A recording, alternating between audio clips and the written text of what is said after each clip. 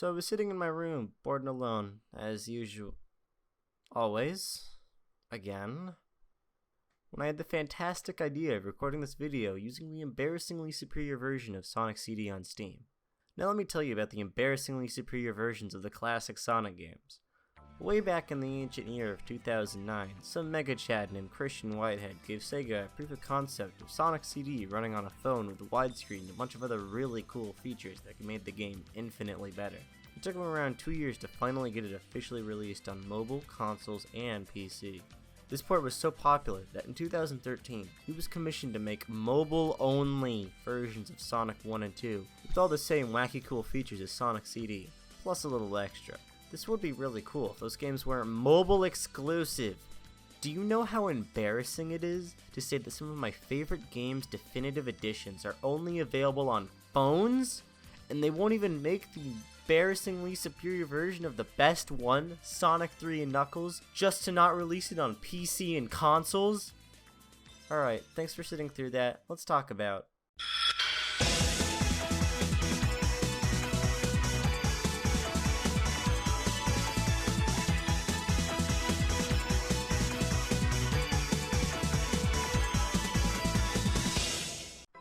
Sonic CD takes place sometime after the events of Sonic 1, but before the events of Sonic 2, despite being released after.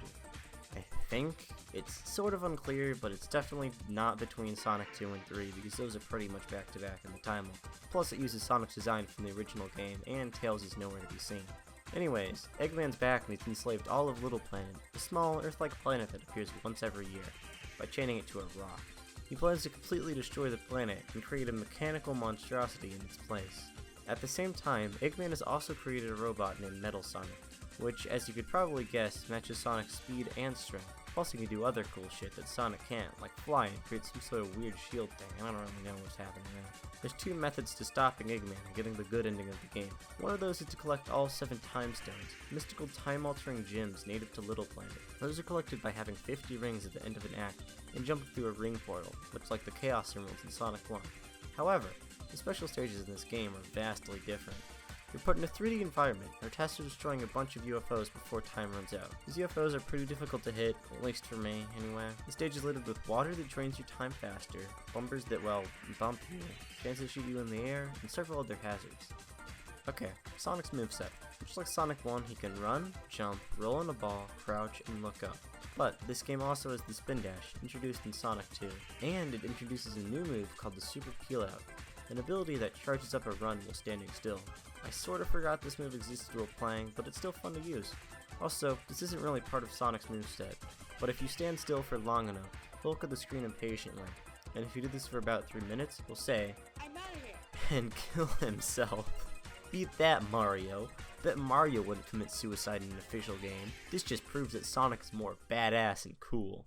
When you open up the game, or start a new save if you're on the Christian Whitehead port, you're greeted with a sick opening animation. This thing is actually really cool. The animation style reminds me of early One Piece, which makes sense because it was animated by Toei Animation, the same people who made One Piece.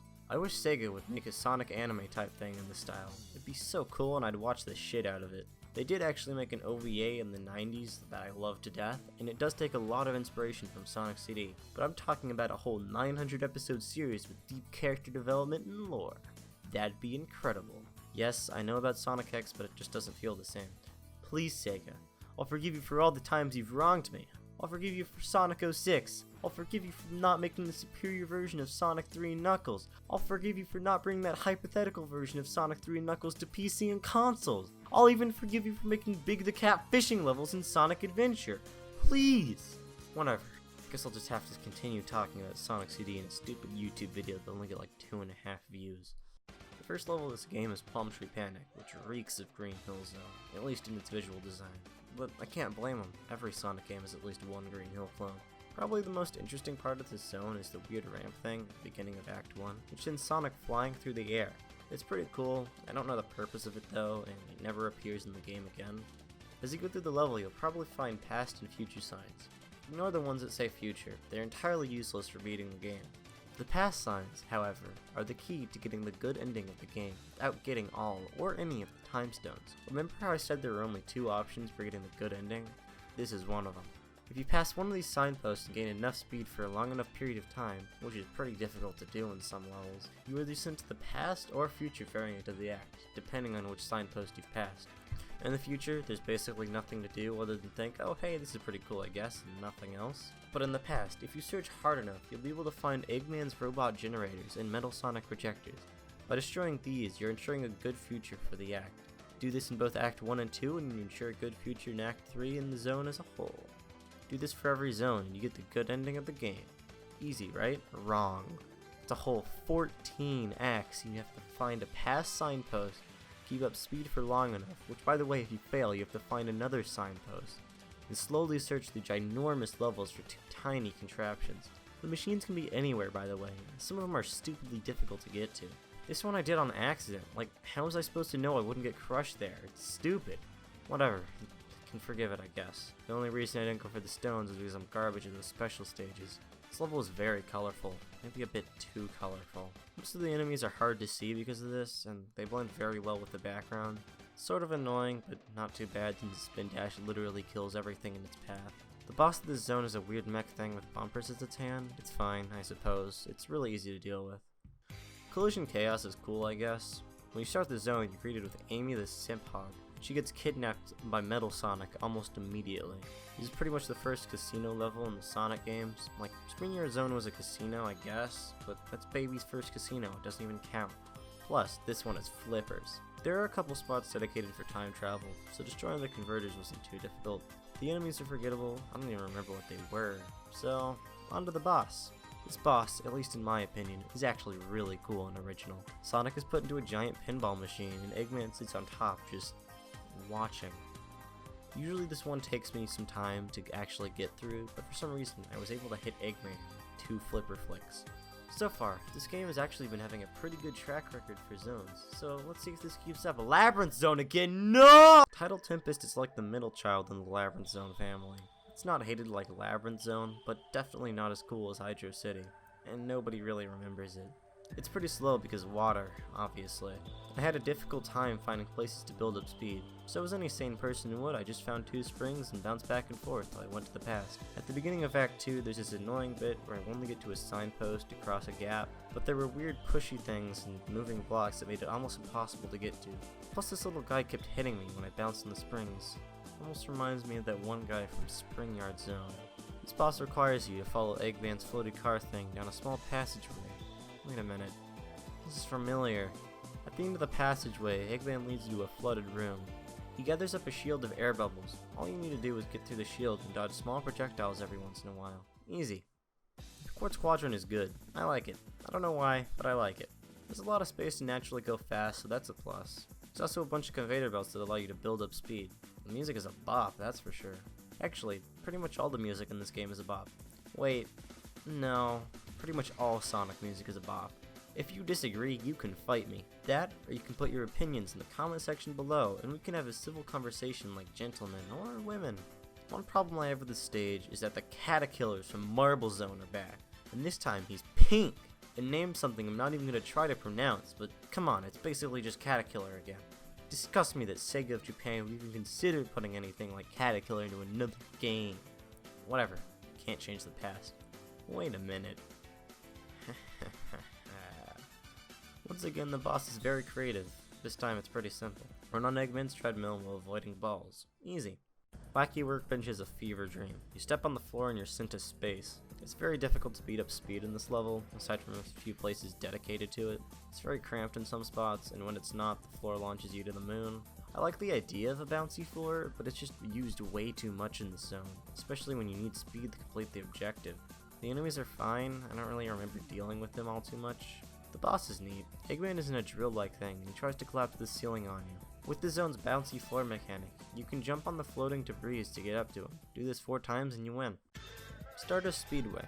This level is actually pretty fast. Wow, a fast level in a Sonic game? Revolutionary. There's actually room to naturally go fast without using cheap spring placement. This is probably also the zone everyone thinks of when they think Sonic CD. At least, that's the case with me. It's just the most memorable, I guess. The enemies are pretty easy to deal with. There's only one that I can think of that slightly annoyed me, and that's the green beetle guys that roll in a ball that Sonic bounces off of.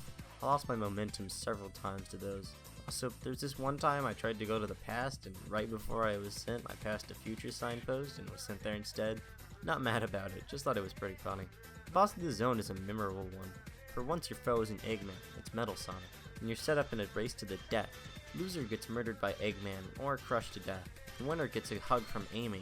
Damn, Sonic's getting more action in this level complete screen than I've gotten in my entire life. I mean, haha, just kidding guys.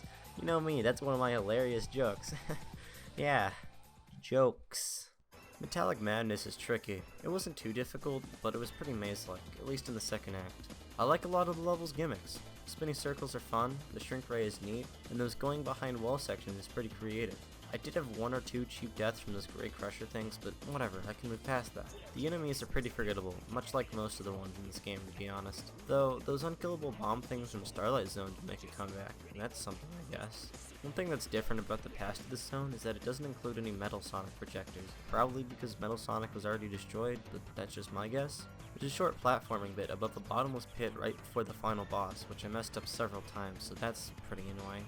The final boss itself is pretty easy though. You only have to hit it 4 times, one for each of its fan things. You can easily damage boost through the fans to hit Eggman, and one fan gets destroyed for each hit, so the boss only gets easier. Still a pretty creative boss, just wish it was more challenging since it's the final boss of this game. After you beat the boss, Sonic's surprised with another dangerous threat. Amy. Sweet, another sick animation. Sonic and Eggman narrowly escape the collapse of Eggman's metallic madness and make it off Little Planet in one piece. After landing in a safe spot, Sonic ditches Amy because he doesn't have time for a loving, meaningful relationship.